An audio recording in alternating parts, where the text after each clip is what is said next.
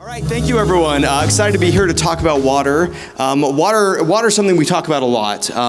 It's been said if we don't figure out the water issue, then none of the other issues we're talking about are going to matter. So we have a great panel here, some great experts, and we're going to jump right into the questions. So, Joel, Director Ferry, is your mic on? There it is. Got to push the button. Yeah, I got to push the button. We're good.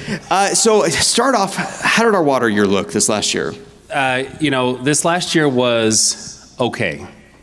It wasn't the worst year ever, but it wasn't the best. So what we saw was the year started out really, really dry and hot, above average. When we got through about June, we were at the hottest year on record, the driest year on record. We were really shaping up for some really tough times.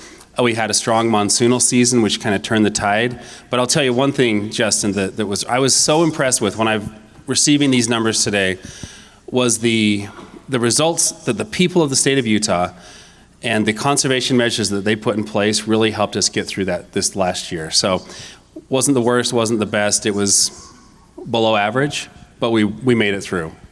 We made it through. You know, one of the things you mentioned to me recently is that we started out the year lower than where we started last year, but we ended the year in roughly the same place. Is that accurate? That is, and that goes to the point. So in numbers, last year we started the water year at about 75% of average on our reservoirs.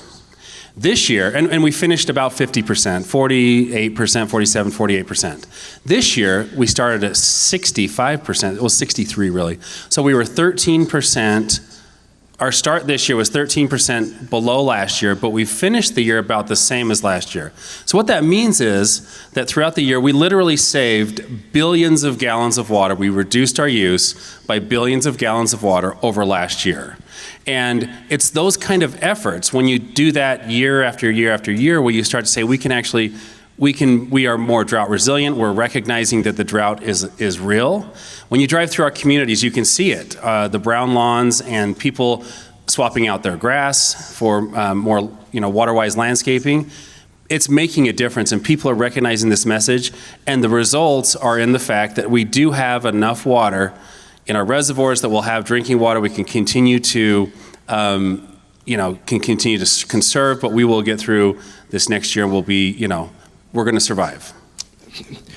I'm glad that's our bar right now. Our bar right now is we're going to survive. That's good news. It was questionable for a little while there. It was. We're going to pull through. We're at least going to survive. Yes. All right. And on that note, it's a high bar. We squeaked over it. So Brian, jumping down to you. So we're going to survive. You've left the world that Joel now lives in. Can I publicly thank Brian? At a time when we're going through these water issues. Thank you, Brian. You real gentleman. Yeah. Thanks. So for anyone that's not aware, Brian used to have Joel's job until very recently, and then Brian wisely, perhaps for his own personal sanity, moved to Utah State. So Brian, tell us a little bit about what you're doing at Utah State, and then talk about things we can do to get beyond survival.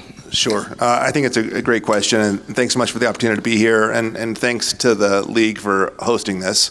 I know you've heard a lot about water already, and sorry to be piling onto that. So, as was mentioned, I had Joel's job until 3 months ago, and I would like to say that Joel has it much worse than I had it. I don't think that's accurate. In fact, the state engineer was telling me just the other day, and the state engineer controls the water rights of the state. And she said, so if you look through the years, and we got to, I think it was 2021, and it was the lowest on record. And she said, that's the year of Brian. so I'm happy to have that. So it's better, Joel. As mentioned, I took a new job recently at Utah State University. And the reason I took that job, it's a big title, it's the Janet Quinney Lawson Institute for Land, Water, and Air. Essentially what we're trying to do as part of this institute is to use the brain power of our public universities in a more beneficial way to you all. As you know, universities generally have a ton of research going on. Oftentimes that research is not understood by policymakers or not known by policymakers. And so our job is, on the one hand, to take the research that's being done and make it more available to you all as the folks that have to make these hard decisions. Some examples that have just last year have been implemented. We have a Center for Water Efficient Landscaping that's been developing seed blends that we've been working with Salt Lake City. Interestingly, when I was in Joel's position, I was all about taking out the sod. And that's maybe part of the solution, but one of the easier things to do might be to replace your seed blend on your existing sod and still have a substantial water savings, and it's something I think that's more amenable to a lot of the people in your communities. So just publicizing that information and getting that out more is something we can do. Secondly, you might be surprised to hear this, but sometimes at research universities, we're not necessarily looking at the questions that you all would be looking at if you were in charge. And so what we'd like to do is have a more deep conversation with you all to find out what are the things that you need to know. What are the questions that are out there, and how we can incentivize the type of research that would be beneficial to you all going forward. And that's not a small task. To be very clear, we do have some challenge in this state, and we've talked about growth, we've talked about air quality and availability of open space in the previous panel with Andrew, and we talked about water and sometimes not water enough. And I just think that we have those challenges. The good news is those challenges are not insurmountable. And so going back to what Joel was talking about, we did pretty remarkably this year. I mean, we started lower than I was terrified at the beginning of last water year.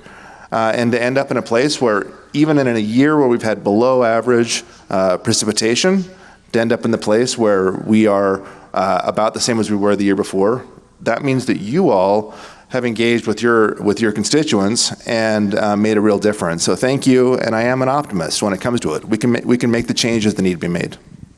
All right, thank you, Brian. Laura, jumping down to you. So, Laura, do you not have did someone steal your mic? Oh, there it is. All right, no worries. So, Laura, you come from a city. What has it looked like from your perspective this last year with water and conservation, things that you've been doing? Sure. Well, first of all, I want to distinguish myself from this panel in not ever having the job of the Director of Natural Resources for the state. But also I want to say that both DNR and Utah State University and Brian's programs are amazing partners on water planning, water security, and water conservation. We do a lot of work with them. From my perspective, the last 2 years for many of us in the room has been all about demand management. But I want to step back and say, I think for communities, local communities, the provision of water is really where the rubber meets the road for a lot of our communities, and cities and towns are really on the front lines on that in so many ways. And the last couple of years, I've stood by the 4 major tenets of good water management. One is planning, so water supply and demand planning, and making sure that your plans are up to date, that you're taking into consideration all of the different factors that could impact your ability to supply water to meet demand, both now and in the long term. The second one is also planning, but water conservation planning and developing a good, robust strategy for your community. It's going to look different for every community because we all have different characteristics in our community. Rate structures are also important. We have sometimes the contradicting values of wanting to have our rate structures encourage conservation, but also needing revenue stability on the utility scale. And then finally, just that holistic look of water security. And that has to do with supply and demand management. It also has to do with protecting your sources of drinking water at their source so they're reliable, or protecting your infrastructure so that it doesn't fail during a time of great need. And so those are the things that really colored mine. And I know many of my counterparts across the state were looking at it similarly. So we had a lot of education that go out. The public did a good job. They learned some things they conserved. What are things that have surprised you that we need to teach the public about? What are things that the public doesn't understand? One of the things I heard recently was people didn't really people weren't distinguishing secondary from culinary water, or they were distinguishing them and saying, well, it's okay, I'll conserve my culinary. Secondary comes from somewhere else, wherever that is. I've heard that from a few different people recently. What are some myths that we need to bust when it comes to water, things that we need to educate the public on? Yeah, anybody. I'll go first. I think that a couple of myths that I think they're appropriate to talk about here, and we are addressing those. But I just want to kind of echo what Laura said. I think your points were spot on. Planning is so critical, and that planning starts with you here in this room. Empowering you and making sure that you all have the resources you need to make proper plans for the future is critical. But Justin, to your question of the myths, I think what we're seeing is a lot of people don't realize how much water they're actually using on their outdoor water use. So, 20, 30, 40%, somewhere in there is the indoor water use. So majority of the water that even we're using in our cities is for outdoor watering. It's the watering of landscapes. And so that's why last year we really pushed as a state to do these secondary water meters so that we could provide the information. I think knowledge is power. You can't manage what you can't measure. And ultimately, letting people understand and recognize how much water they're putting on, and then how much should they be putting on. So a little informational blurb that can come from your city to the individuals getting their utility bills is super helpful. We have instances of where people are putting on 400 plus inches of water on their lawn because they think it needs to be watered every day. And they weren't growing rice, right? Yeah, and they're not growing rice. They're not. Sometimes there are actually cattails growing in their lawns, not on purpose. They're mowing them, but the idea is, what is the right amount? So that educational component is critical. And then I think the second thing is that I'm seeing a lot of it impacts some of our more rural communities and some of the fringe areas of our cities is agriculture use. I hear a lot about, ag is using all the water, we should be focusing on ag. Why are you focusing on cities so much?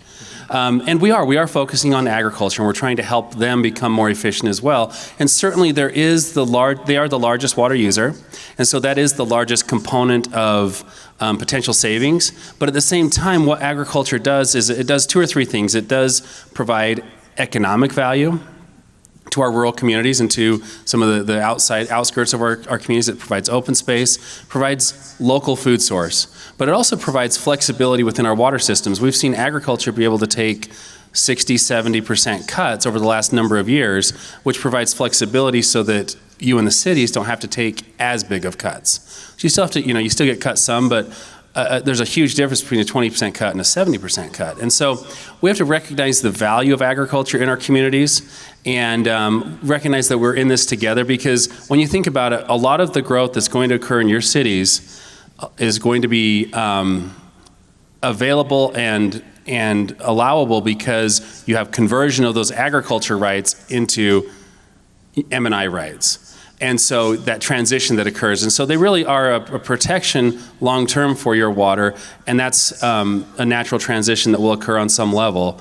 And so those are kind of the two things I'd point out as far as information and myths that we need to talk about. Yeah, Brian, go. So in terms of myths, I would add on, I think we have to get past the notion, and I'm sorry, we started calling it magic water when I was at DNR, because we would go to certain places and they'd say, we don't have to worry about our water use because we have wells. Or they would say, we don't have to worry about our water use because we're on the secondary system and the secondary is the right thing to do. The reality is we have a limited supply of water. And that limited supply of water, if it's surface, it's whether you're getting it from secondary or primary in terms of culinary water, that's the same source. There's no difference in that source. And if we're talking groundwater has a recharge and oftentimes a linkage with surface water as well. And there may be a delayed reaction. You may get by on another year on drawing from groundwater, but in places that have decided to use groundwater as the strategy to get by, we're seeing terrible things. We've seen surface subsidence in parts of the state where they've pumped so much water that now you're losing storage capacity in that groundwater basin, and you're actually having foundations of houses be lower. I've seen areas of the state where we haven't been able to put in subdivisions because that surface subsidence has made the installed sewer lines run backwards, which as city managers, I'm sure you know that people love. They love it when sewer runs backwards. So we got to get past that notion of magic water and understand that water is limited. Yes, we can do a lot to conserve and to use that water wisely, but it's not like there's some magic source that we're able to tap into locally that is going to be able to save us. So that's one. The second thing I would just say, and I heard this a lot, and I still hear this a lot, is simply that there's nothing I can do. There's a lot of belief that this is a problem that is going to be solved systemically. We have to build more reservoirs, or we have to build new infrastructure, or it's got to be solved by someone else. The reality is we're all in this together. And we all have some skin in the game because water will be your limiting factor on growth. Period, full stop, in the state of Utah. And if we don't get that right, if we don't understand that it's responsible, we all have to be responsible, and it's an incumbent on all of us to do our part, and that you not having that 400 inches of watering on your lawn actually does make a difference. We've actually seen that this year, to where not everyone has done the right thing. It's true. But a lot of people have, and enough people have done the right thing this year in terms of water that we're able to get by, which was what I thought was going to be a catastrophic year. And so I think that it's really important that you all and we all engage with the citizens to know that, in fact, our decisions do make a difference. So I also have a few things to add. It's maybe a little bit of a surprise, but also just an evolution of ethic around water that I've seen. So I've been the director for Salt Lake City Public Utilities for 6 years, but I've been in city and utility management for 20. And when I first came into my current position, I actually had people saying, any water that goes down the Jordan River and to Great Salt Lake is a waste of water. And now the conversation is so much different. And I think what I've been surprised about is the rate of change across our communities in terms of their knowledge and engagement on water issues. This year it bumped up a lot, in part because we had a lot of national media attention on Great Salt Lake. But let's use Great Salt Lake as an opportunity for us to continue to engage our public, because really the partnership on water security is a partnership with our communities. The other thing that I was surprised about over the years is acceptance of rate increases in order to help cities be more water resilient. Whether that's rate increases because we're conserving more and we need to bring in more revenue, or deal with aging infrastructure, rehabilitation of aging infrastructure. There seems to be a lot more understanding that there's a value that is required and needs to be paid for water. So that's a really big change to me over the years. And then the final thing I'll add is oftentimes we kind of ignore there's a lot of focus on residential water use and water conservation, and agricultural as well. But we don't often talk about other sectors like commercial, institutional, and industrial sectors. What we've noted on our system, and you may have seen some on your system if you have a lot of that CII customer base, is that they want to step up and help, and they're looking for ways to help. And one of the things we've done this year is a pilot audit program, just selecting several different types of commercial, institutional, and industrial users on our system to go in and actually have a back and forth with them about how are they using water, where do they see ways in which water can be conserved or used more efficiently. And that's opened up a whole new door. And for Salt Lake City, that's pretty significant because that represents about 50% of our annual water use. It might be different in other communities, but it's still a really important idea because if we need to have equity across the system. And actually, on your website, on the Division of Water Resources website, there's an interesting quote about nobody, somebody, and anybody. And I'm not even going to try to repeat it, but I encourage you to go to the website because basically it says that everybody's looking at everyone else to do something, and then nothing gets done. So. And that's water.utah.gov. Just put a plug in. Yeah, perfect plug. There's been so much discussion around turf. Brian, you alluded to this a little bit earlier. Nevada banned non-functional turf recently. It's take a few years to get that implemented. Is that the road we should go down in Utah? Yes, I'm asking a huge normative question there, but is that the direction we should go? Should we be banning non-functional turf? Or what should the discussion look like around turf? I'll bite. I guess You can do an academic take on that, Brian. I have to say that non-functional turf is something that we've probably overused, and we've overused it because it's easy and relatively cheap to install, and once it's in, it's relatively low cost to maintain. And so if you look at businesses or other places around the state, I was blissfully ignorant of how much grass we had in places that we may not, or we probably shouldn't have, until I had Joel's job.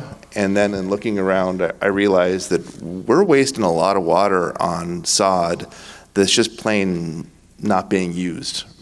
And I think that I have kids. We like to go play on the grass. And so I don't want to say that I'm anti-sod. I would also say this, if our friends at the Center for Water Efficient Landscaping were here, they would say it's not necessarily the sod that's the problem, it's how people water the sod that's the problem, and the seed blends that people are using here that's the problem. And so I would say we have to be more mindful of it. I don't want to say that sod is the only problem we have. I would say it is a problem, and I think that education is going to play a big role in making sure that people get that right. I will put one big caveat on, and for the city managers out there, that I'm sorry that I'm going to say this, but I'm going to say it. I think park strips are dumb, and I think oftentimes in the park strips are those areas between the roads and sidewalks, and I can tell you the only time I walk on my park strip at my house is when I mow it, and that seems like, and when I look at how I water, despite every best effort I've made, I have a new house this year, I still water a tremendous amount of pavement, both on the sidewalk and on the road, that despite my best efforts has never grown. That pavement has never, not once.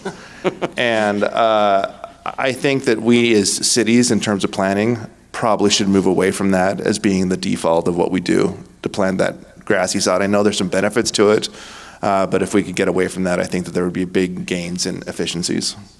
Yeah. I'll be really quick because, I don't want to, Brian covered this really well, but what I would say to your question is, I think there's a Utah way. We don't want to be, we're not Vegas, we're not Nevada, we have a different system, we have, different needs, and so I don't want to do a one-size-fits-all statewide. So for example, down in Washington County, they've instituted some pretty rigorous policies on how they're using sod. And I think that's the right way to go, is that we look at the different communities and individual communities and see what the needs are and what's practical in those communities. Ultimately, I would say that, to Brian's point, there are areas where, sod is kind of the easy answer. If you have a city and your zoning is for half or 1 acre lots, it's really expensive to do an acre of a xeriscape. It's not feasible. And so what happens is our fallback is turf. That's cheap, it's relatively easy to maintain, but it takes a lot of water.